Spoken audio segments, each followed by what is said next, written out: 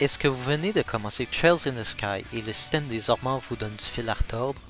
Vous êtes à la bonne place. Mon but dans cette vidéo, c'est de vous donner les outils nécessaires pour maîtriser ces mystérieuses mécaniques afin de rendre votre expérience de jeu bien plus agréable.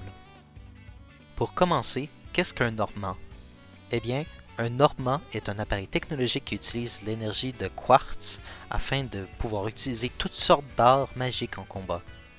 Les ornements ont tous 6 emplacements où vous pouvez insérer vos quartz pour avoir accès à des arts.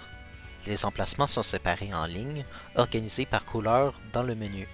Les emplacements qui sont dans les différentes lignes ne peuvent pas interagir entre eux et le premier emplacement d'un ornement compte pour toutes les lignes. Aussi, certains emplacements seront réservés pour des quartz d'un élément spécifique, comme ceci, dans l'ornement de Joshua, qui sont uniquement pour les quartz de temps.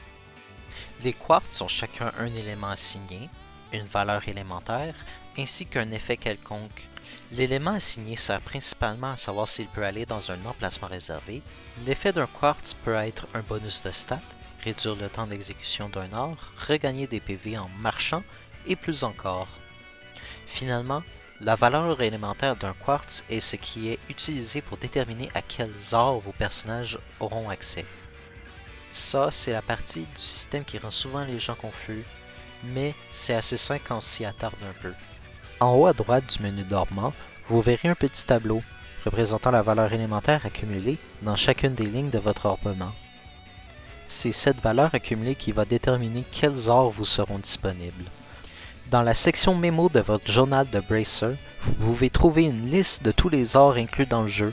La deuxième colonne de la liste représente la valeur minimale requise dans une ligne pour avoir accès à l'art.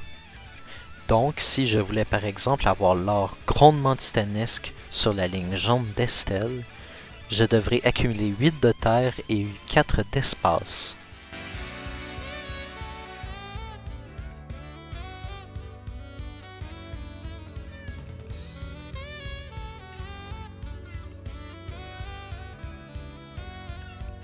Maintenant, je peux aller au combat et utiliser cet art.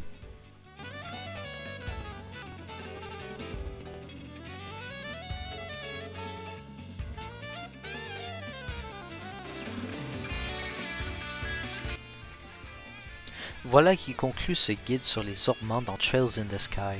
Je vous laisse maintenant expérimenter par vous-même quel genre de quartz sera mieux pour chaque personnage. Si vous avez des questions de plus, n'hésitez pas à laisser un commentaire, j'essaierai de répondre quand j'aurai le temps. J'espère que j'ai pu vous aider à mieux comprendre le système. J'aimerais remercier l'équipe du Liber News pour le super travail de traduction sur le jeu que vous avez vu durant la vidéo.